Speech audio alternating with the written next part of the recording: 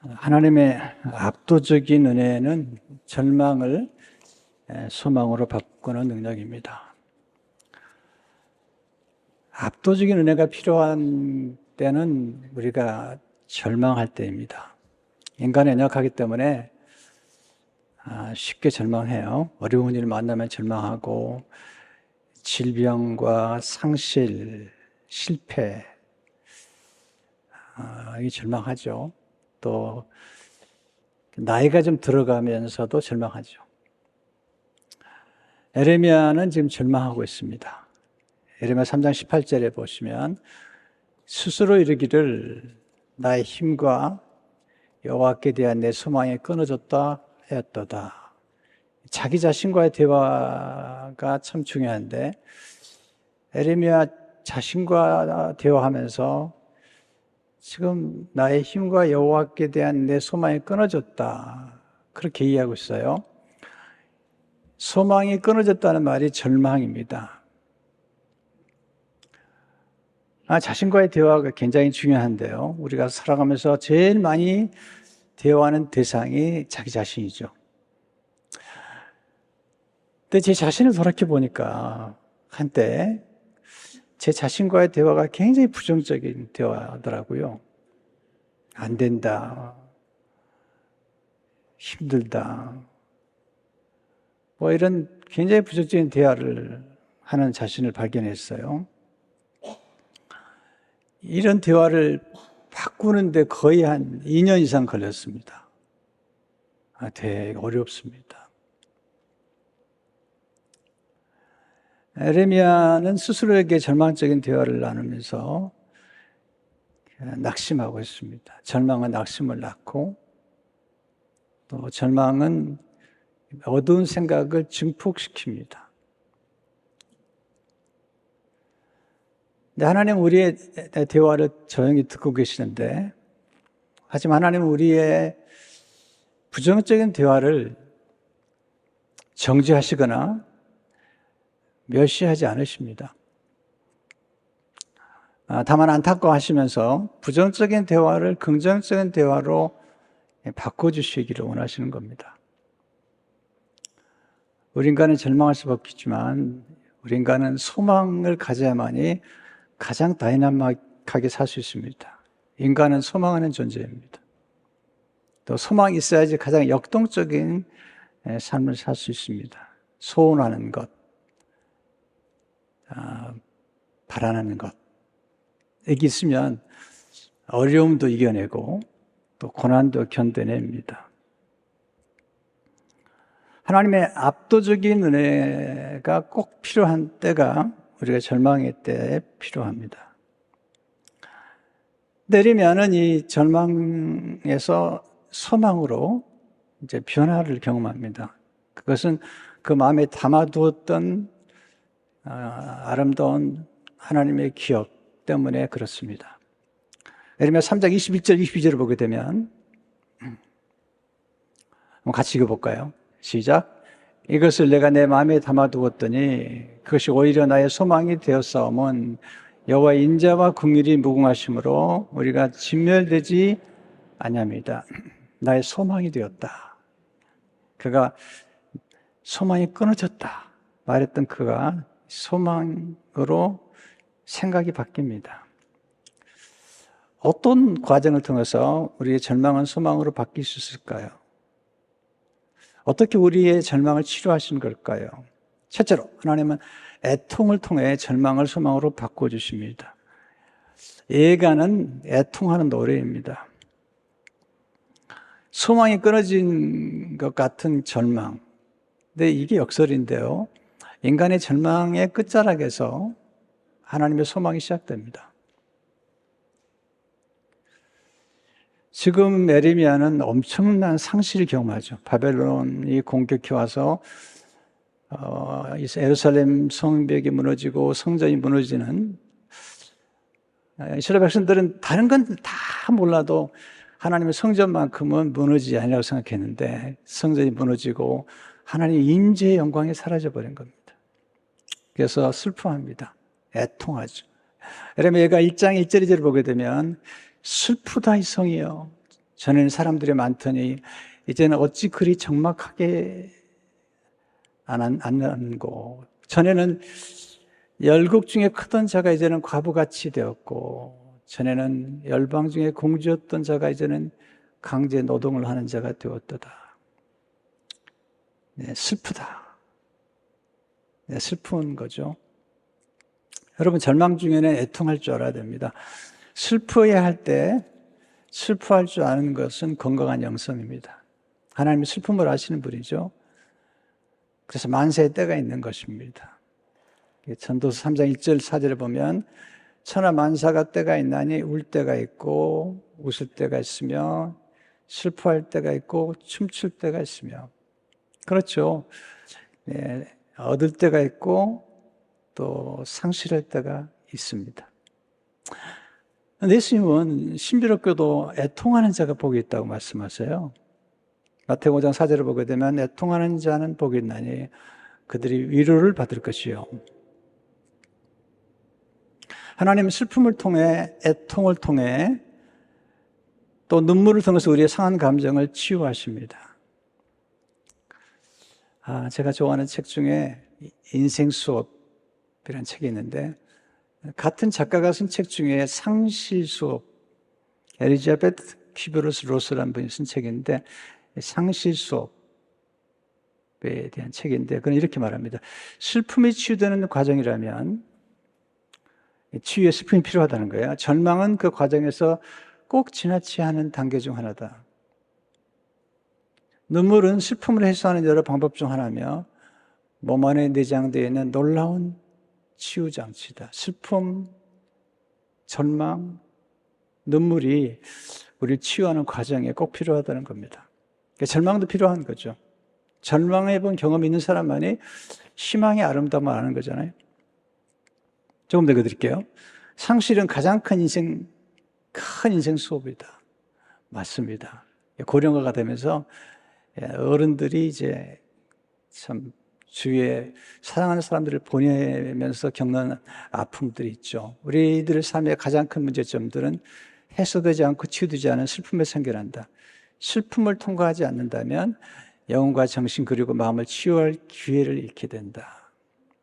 그래서 애통하고 싶을 때 애통하는 것 중요해요. 애도하는 시간이 필요하고요. 슬퍼할 줄 아는 사람은 건강한 인격을 소유한 사람이죠. 슬퍼할 줄 모르는 사람은 위험한 사람이에요. 네, 웃지 않는 사람은 위험하고요.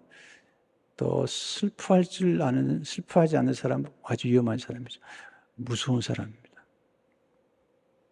하나님 우리가 충분히 애통하기 원하고 우리가 흐르는 눈물을 보배처럼 여기는 분이죠. 슬픔도 하나의 선물 중에 하나고 눈물도 선물 중에 하나입니다. 왜냐하면 슬픔이 우리의 슬픔을 치유하고 슬픔을 충분히 경험할 때 환희를 경험하게 되고, 그리고 상실의 아픔을 딛고 일어설 수 있는 용기를 선물해 주기 때문이죠. 두 번째, 하나님은 어두운 절망을 빛나는 소망으로 바꿔주십니다. 예레미야가 어둠을 통과하죠. 예레미야 3장 2절을 보게 되면 3장 2절을 보면 날 이끌어 어둠 안에서 걷게 하시고, 하나님 우리를 어둠 안에서 걷게 하시잖아요. 예레미야 3장 6절을 보게 되면 나를 어둠 속에 살게 하시기를. 가끔 하나님께서 우리를 어둠 속에 살게 하시죠. 근데 놀라운 사실은 소망이 어둠에 시작되는 거죠. 앤 라모트, 제가 좋아하는 작가인데요. 네, 희망은 어둠 속에서 시작된다. 시각장애인 가운데 강영우 박사님 계십니다. 이제 하나님의 부르심 받았셨는데요. 제가 그분의 책을 참 좋아했어요. 왜냐하면 늘 긍정적이고 하나님 바라보게 하고 희망을 주는 책이기 때문에 그분의 쓴 책 가운데 내 눈에는 희망만 보였다. 아니, 시각장애인인데 희망만 보였대요. 이렇게 쓰고 있습니다. 글을. 하나님은 내 눈을 어둡게 하심으로 세상을 밝게 비추는 삶을 살게 하셨다. 나는 보지 못하나 세상이 보지 못하는 것을 볼 수 있고 나의 장애는 불편할 뿐 결코 저주와 고통이 아니었다. 그것은 축복 그 자체에 있다. 내 눈을 어둡게 하심으로 세상을 밝게 비추는 삶을 살게 하셨다. 역설이죠. 조금 더 읽어드릴게요. 이 세상에는 장애를 절망으로 이기는 사람들이 있는 반면 그 장애를 전혀 다르게 바라보며 뛰어넘는 사람들도 있다. 장애를 극복하여 축복으로 만든 그들의 삶에는 거룩한 위대함이 담겨 있다. 얼마 전에 우리 교회 유진 자매님, 박사님 오셔서 시각장애인인데 피아노 연주를 했는데 참 아름다웠잖아요.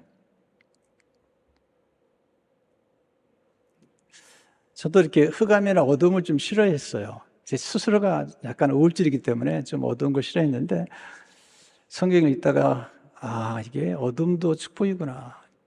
이사야 45장 3절을 보게 되면 내게 흑암 중에 보아와 은밀한 곳에 숨은 재물을 주어. 부하가 흑암 중에 있는 거예요. 숨은 재물이 은밀한 곳에 있는 거죠. 이 흑암이 축복이구나. 그러면서 제가 기다림에 관한 설교를 준비하는 중에 아이가 성장하는 자궁안은 어둡더라고요. 그러니까 아름다운 생명이 성장하는 것은 어두운 것이죠. 또 이 씨앗이 자라는 싹이 트고 뿌리를 내린 그 씨앗이 자라는 땅 속은 어둡잖아요. 하나님은 우리가 필요할 때 어둠이 필요한 걸 아시잖아요. 그래서 하나님이 존귀하게 쓴 사람들은 어둠을 통과하게 하시잖아요. 요셉이 구덩이에 감옥에, 사도 바울이 로마 옥중에, 만델라 대통령 옥중에 27년 동안. 어떤 음악은 이렇게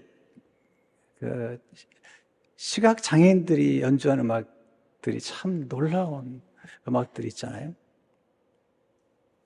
우리에게 또 감동을 주죠. 또 장애를 가진 분들이 이렇게 연주하게 되면 참 우리 가슴이 큰 울림이 있잖아요. 자니 에릭슨 타다가 쓴 희망 노트에 보면은 그가 필리핀에서 들었던 가장 아름다운 연주에 대해서 소개하고 있습니다. 어둠 속에서 연주된 연주에 대해서 얘기하고 있습니다. 읽어드릴게요.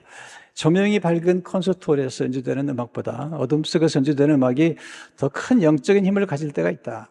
몇 년 전 필리핀에서 열린 대규모 목회자 수련회에 참석했다가 연주회를 보기 위해 객석에 앉아있던 기억이 난다. 특히 우기에 비가 많이 오는 때 그런 이국적인 장소에 와 있다는 사실에 마음이 들떠있었다. 아니나 다를까 밖에는 강한 비가 쏟아지는데 커다란 홀 안에는 많은 사람들이 작은 필리핀 악단의 연주를 즐기고 있었다. 그들의 음악은 난해하고 활기찼으며 관객들은 그들의 연주에 푹 빠져들었다. 그런데 갑자기 요란한 천둥 소리가 홀을 뒤흔들었다. 그리고 곧바로 온 컨퍼런스 홀이 암흑 속에 빠졌다. 강한 비바람에 전기가 나간 것이다. 하지만 아무도 시각장애인 악단에게 그 상황을 설명해 주지 않았다. 그 캄캄한 홀 안에서 음악가들은 전혀 동요하지 않고 침착하게 한 박자도 놓치지 않고 연주를 했다. 그들의 노래가 끝나자 관객 속에서 우레와 같은 박수가치가 터져나왔다. 어둠으로 인해 하나님 이 시각장애인 음악가들에게 주신 특별한 재능이 아주 독특하고 놀라운 방법으로 드러난 것이다. 그날 밤 정말로 찬양의 열기를 더 뜨겁게 달군 것은 바로 이 예술가들이 어둠을 뚫고 연주했다는 사실 때문이었다. 세 번째, 하나님은 어두운 기억을 바꿔주심으로 소망을 품게 하십니다. 기억이 굉장히 중요한데요. 어떤 기억은 나쁜 기억이 있고요. 또 어떤 기억은 왜곡된 기억들이 있어요. 지금 에레미야가 낙심하고 있는 까닭은 그의 기억 가운데 좋지 않은 기억이 떠오른 거죠. 에레미야가 3장 18절 20절을 보게 되면 스스로 이르기를 나의 힘과 여호와께 대한 내 소망이 끊어졌다 하였도다. 내 고초와 재난 곧 쑥과 담즙을 기억하소서. 내 마음이 그것을 기억하고 내가 낙심이 되오나. 고초와 재난, 쑥과 담즙, 이게 인생의 쓴맛이죠. 기억하고 낙심이 된 거죠. 우리가 무엇을 기억하느냐가 중요하잖아요. 우리 생각이 우리의 감정에 영향을 주고요. 우리의 기억이 우리 마음에 영향을 줍니다. 우리 언어에 영향을 주잖아요. 근데 사람들과 관계 속에서 우리가 받은 은혜보다는 받은 상처를 더 오래 기억하는 것 같아요.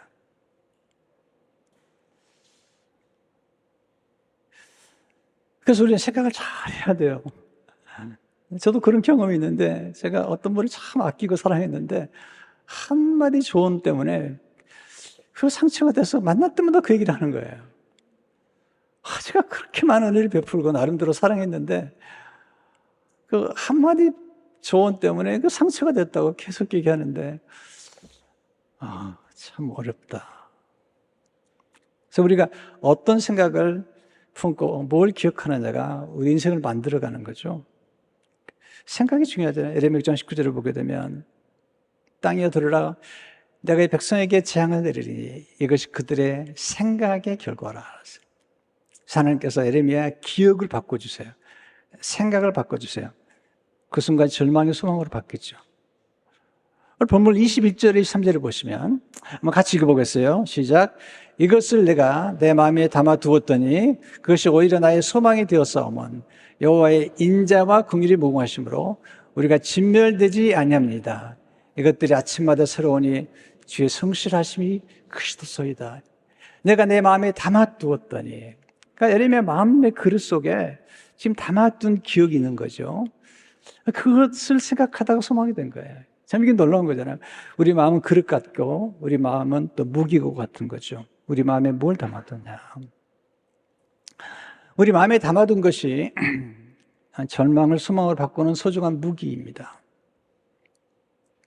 우리 마음에 하나님의 말씀을 담아두는 것은 거룩한 무기고를 가진 것과 같습니다. 제가 성경 암송을 많이 강조하잖아요. 왜냐하면 성경을 많이 암송한 분들은 마음에 거룩한 무기고를 가지고 있는 것 같아서 어두운 생각, 세상의 거짓말, 사탄의 유혹들을 물리칠 수 있는 놀라운 말씀의 무기들을 가지고 있는 거죠. 예수님께서 마귀의 시험을 받으셨을 때 3번 유혹을 받았잖아요. 그때마다 예수님께서 기록했을 때 하나님의 말씀의 무기고에서 말씀으로 대적을 하셨잖아요. 마태복음 4장 4절을 보시면 기록되었을 때 사람이 떡으로만 살 것이 아니요 하나님 입으로부터 나오는 모든 말씀으로 살 것이나 하였느니라 하시니, 기록되었을 때 7절을 보시게 되면 기록되었을 때 주 너희 하나님을 시험하지 말라 했느니라 하시니, 10절에 사탄아 물러가라. 기록되었을 때 주 너희 하나님께 경배하고 다만 그를 섬기라 하였느니라. 여러분, 어떤 유혹이나 어떤 생각들 들어올 때 우리가 말씀을 선포해야지. 어떤 분은 기도만 하고 있어요. 묵상하고. 예수님께서 마귀가 왔을 때 기도하신 게 아니에요. 물론 기도하는 광야에 기도했지만 마귀가 왔을 때 이렇게 딱 째려보면서 너 혼나 볼래? 그렇게 하신 게 아니에요. 오늘 가끔 우리 째려보잖아요. 째려보면서 이렇게 너 혼날래?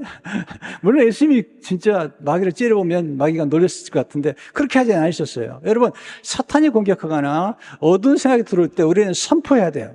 기록되었을 때. 선포가 중요한 거예요. 지금 에레미야의 애가 노래를 불어서 지금 찬양하는 거죠. 선포하는 거죠. 하나님의 인자와 긍휼이 얼마나 무궁한지, 그는 지금 환경을 보다가 절망했어요. 상황을 보다가 낙심이 된 거죠. 근데 하나님의 인자와 긍휼을 기억하면서 하나님의 인자와 긍휼이 얼마나 무궁한지, 그리고 아침마다 새롭게 공급해 주시는지를 생각하면서 그런 지금 희망을 갖게 된 거죠. 23절, 이것들이 아침마다 새로우니 주의 성실하심이 크시도소이다. 여러분, 문제가 큰 게 아니라 은혜가 부족한 거예요. 가끔 어떤 분들이 찾아와서 목사님 저 너무 좀 사랑이 식어가지고 또는 이제 교제하는 청년들이 와가지고 목사님 이제 요즘 이게 좀 헤어지고 싶습니다. 이런 얘기를 가끔 하잖아요. 지금 문제가 큰 게 아니라 사랑이 식은 거예요. 사랑만 넘쳐나면 문제를 이겨낼 수 있는 거죠. 조금 기다려보라고. 밀물과 썰물 있는 것처럼 다시 사랑의 감정은 돌아갈 수 있는 건데 대부분이 그걸 못 넘기잖아요. 그러니까 지금 아무리 인생의 문제가 커도 하나님의 압도적인 역사가 함께하고, 아무리 죄가 커도 하나님의 용서의 압도적인 은혜, 아무리 죄인이 참 볼 때 안타까워도 하나님은 압도적인 은혜로 사랑하시는 거죠. 아무리 상처가 커도 하나님의 압도적인 은혜는 그 상처를 진주로 만들어 보시잖아요. 하나님은 소망을 주실 뿐만 아니라 절망을 소망으로 바꿀 수 있는 능력을 가지신 분이시죠. 그래서 로마 15장 13절을 보게 되면 소망이 하나님이 모든 기쁨과 평강을 믿음 안에서 너에게 충만하게 하사 성령의 능력으로 소망이 넘치게 하시기를 원하노라. 그게 하나님이 하신 일이죠. 에레미야는 하나님의 능력을 경험한 사람이에요. 하나님께서 말씀하세요. 에레미야 32장 27절을 보게 되면 나는 여호와여 모든 육체의 하나님이라 내게 할 수 없는 일이 있겠느냐, 그렇게 하나님 말씀하세요.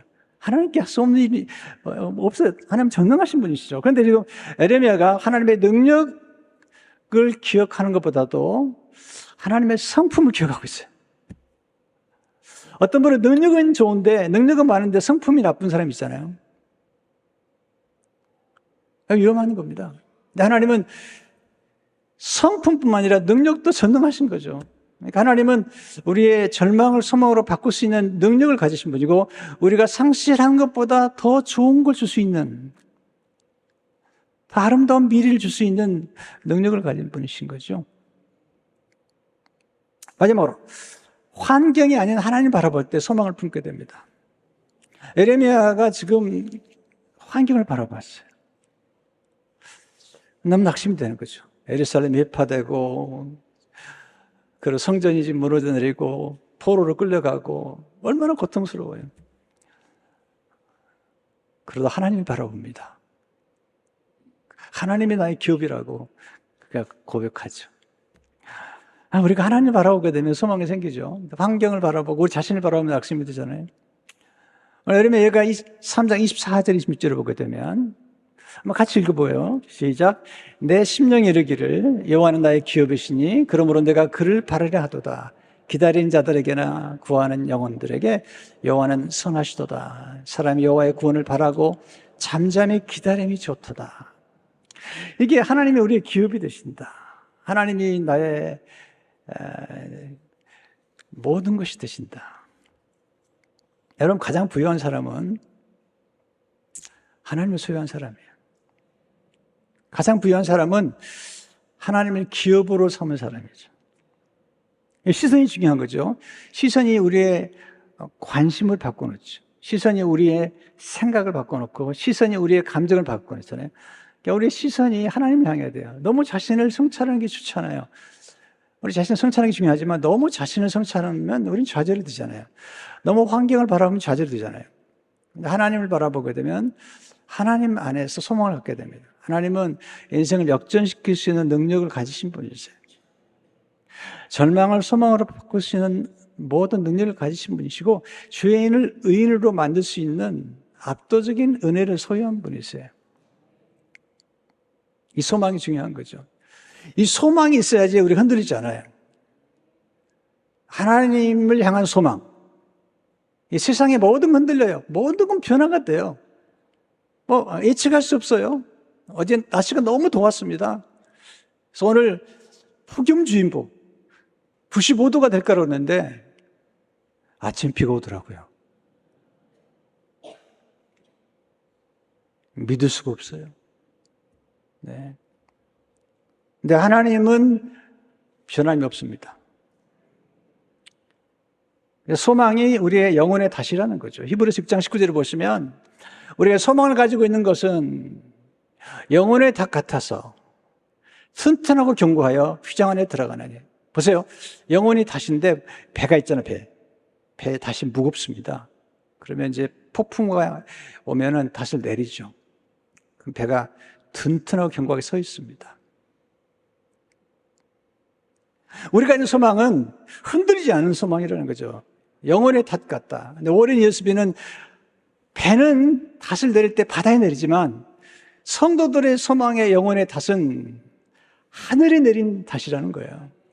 하늘에 다시 내린 닷이라는 거죠. 그래서 흔들릴 수 없다는 거죠. 영원한 안전, 영원한 견고함을 얘기하는 것입니다. 소망은 영혼의 닷입니다.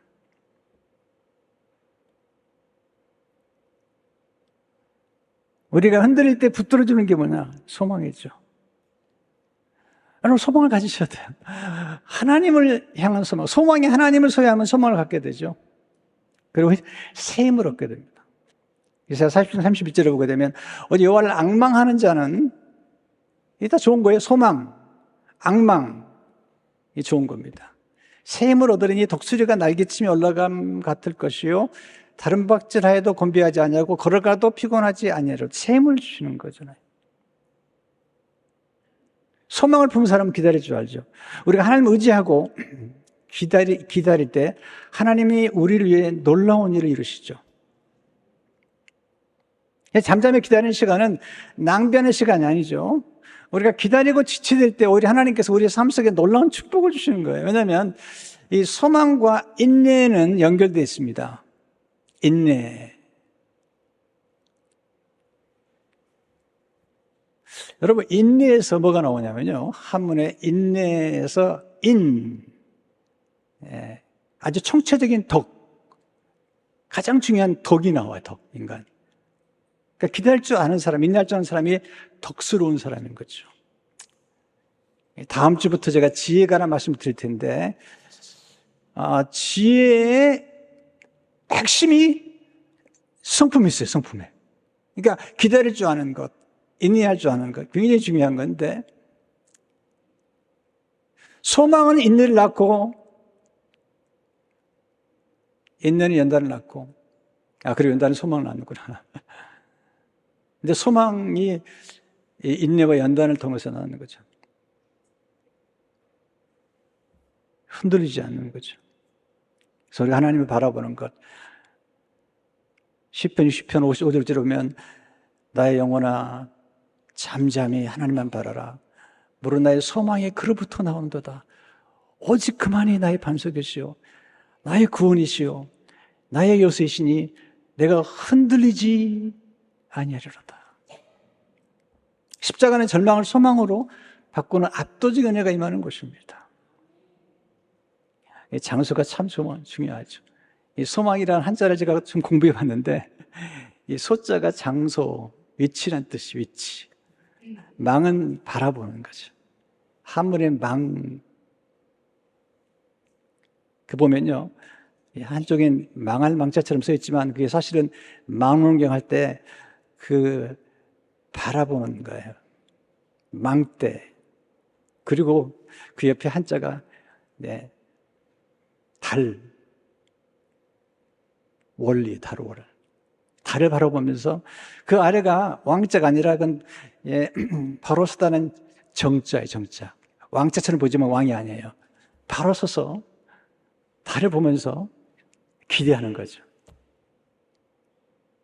우리가 예수 그리스도 안에서, 십자가 안에서 우리가 하나님을 바라보면서 소망을 갖는 것. 십자가는 우리로 하여금 가장 안전한 피난처예요. 그 십자가 안에서 우리의 죄는 용서받고, 저주는 축복이 되고, 죄는 의인이 되고, 절망은 소망이 되고, 슬픔은 기쁨으로 바뀌는 것입니다.